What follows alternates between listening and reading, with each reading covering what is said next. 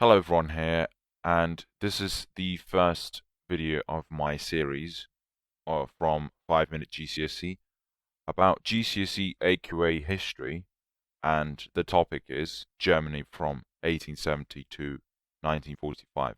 So this series will be a no waffle guide how to get a grade 9 by knowing all of the stuff. So let's get right into it. Now, what was happening in Germany from 1870 to 1914? Well, Germany just won a war against France, which was the Franco-Prussian War of 1870 to 1871. And after that, it became a very large empire. Now, this will come in useful later when you study the Treaty of Versailles, but Otto von Bismarck, who was the leader of Germany at that time, demanded France to pay billions of francs as compensation, as an indemnity, that was called, for the loss in the war, which is why France wanted so much revenge in the Treaty of Versailles. But that's later in the course.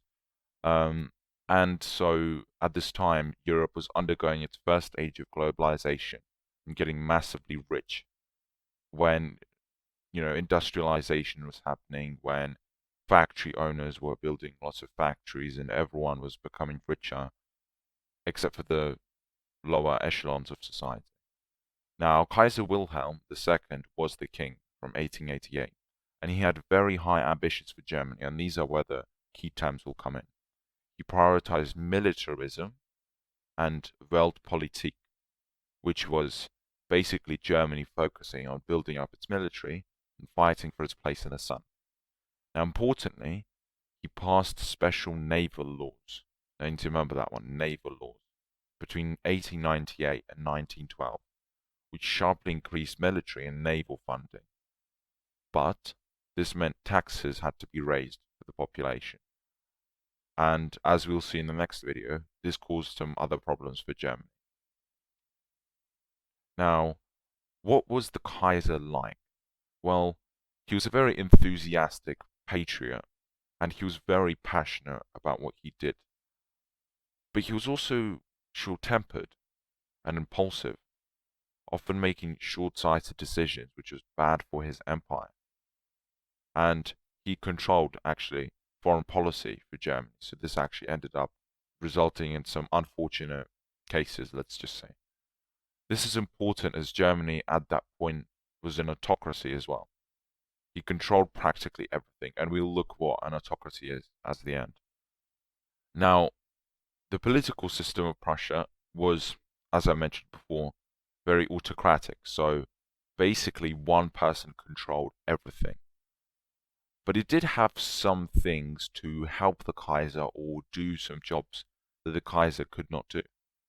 The Bundesrat was an assembly of up to 58 state representatives from 25 German states.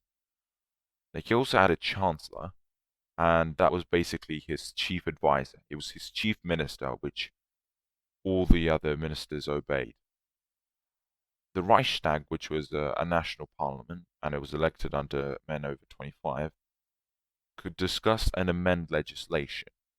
And with the growth of socialism, again, which we'll also discuss next video, it was a problem for Kaiser when it grew as time went on, because he wanted to make all the decisions by himself.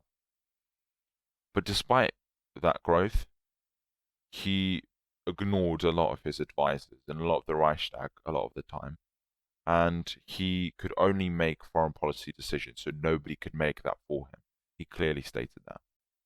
Now, despite what you might think about the Kaiser, he actually made Germany quite successful in the sense that he was pursuing industrialization, and that is the transformation of a country to something more urbanized, something with more factories.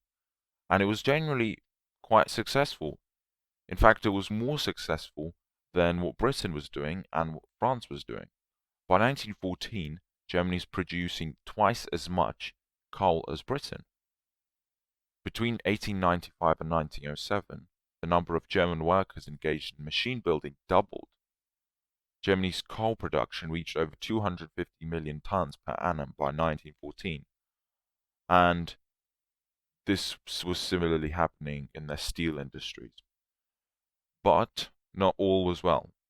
Most farmers did not own much land, and conditions for workers were poor, which we will discuss in the next video about the problems of Kaiser's Germany. And before the video ends, let's quickly recap the key terms. Fighting for a place in the sun was Europeans colonizing African nations for power. So make sure to use these terms in your exam. So the Kaiser was fighting for a place in the sun.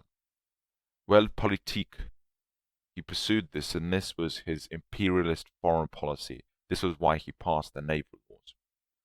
Industrialization was his development of industries in a country on a wide scale. Militarism was his philosophy focused on military power, financing the army, financing the navy. And finally, an autocracy, as I mentioned before, was the political system where one person holds power. I hope you enjoyed this video. Thank you very much for watching. Leave a like if you've enjoyed and subscribe to 5 Minute GCSE. I'll see you next time.